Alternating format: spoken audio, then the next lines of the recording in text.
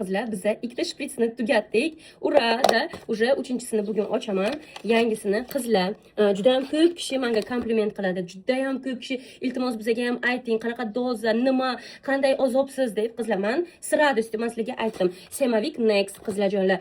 Lekin iltimos dozasi, qanday qo'llanishi yoki boshqa ma'lumotlar bu sizlarga vrach berish kerak. Endokrinologga borib, analiz topshirish unchalik ko'p vaqtni olmaydi. Lekin sizlar точно убедиться qilib, что bu ukol sizlarga to'g'ri keladi, dozasi nechidan boshlash kerak, nechi nima, o'shanga qarab sizlar bemalol ukol olishlaringiz mumkin. Jalka emas, no. Men o'zimga bu mas'uliyatni olmoqchi emasman. Men sizlarga faqatgina o'zimni tavsiyam, nech kilo edim, nech kilo vес tashlayapman, и ощущением, o'zimni qanday his qilyapman, shularni men sizlarga aytib ketaman. O'zlaringiz olishingiz, olmasligingiz bu o'zlaringizni qo'llaringizda va mas'uliyatingiz o'zingizga. Albatta bu ukol Semavik Next kimga to'g'ri keladi? Mon olib, ves bitta joyga to'xtab qolgan, uni hech qanaqa dieta yoki sport bilan ketkazib bilmaydigan qizlarimiz uchun to'g'ri keladi. Lekin katta vazningiz bo'lsa, baribir sport bilan shug'ullanishingiz kerak. Ukolni olayotgan paytingiz kojangiz, badaningiz обвисать qiladi, avizon bo'ladi, то есть osilib qoladi va u narsani sizlar faqatgina sport yordamida yo'qotishlaringiz mumkin. Men уже boshqa dozaga o'tdim. Bilasizlarmi, sizlar bilan bitta aktualni ochamiz. Men 65-66 kilogramm edim. Bugun borib vesimni o'lchayman va sizlarga точный rezultatlarni aytib boraman.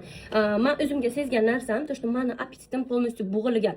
Men qanaqadir gamburger, fast foodlarni mana полностью yeb bilmayman. 1-2 qusok yeyman, и все, bo'g'iladi meni tomog'im. Yeb bilmayman. Hatto men bu narsalarni juda ham yaxshi ko'raman. Ovoshi, frukti, shunaqa narsalar yesam agar, бесконечно men juda ham ko'p ularni yeb bilaman. Hech qanaqa tashnata, ko'ngil aynish bo'lmaydi va bu juda ham yaxshi влиять qiladi вес tashlashga.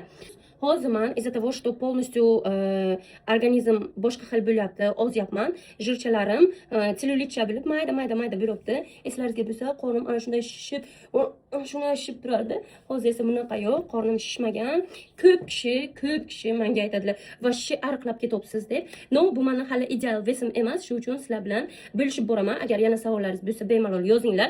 Lekin yana bir bor aytib o'taman, faqatgina endokrinologni ko'rigidan o'tib, analizlarni topshirib, keyinchalik bu ukolni sizlar olishlaringiz mumkin. И plus qizlarjonlar, endokrinolog sizlarga har qanaqadir oyga analiz topshiring deydilar. Shuning uchun har qanchadir vaqtga endokrinolog ko'rigiga o'tinglar.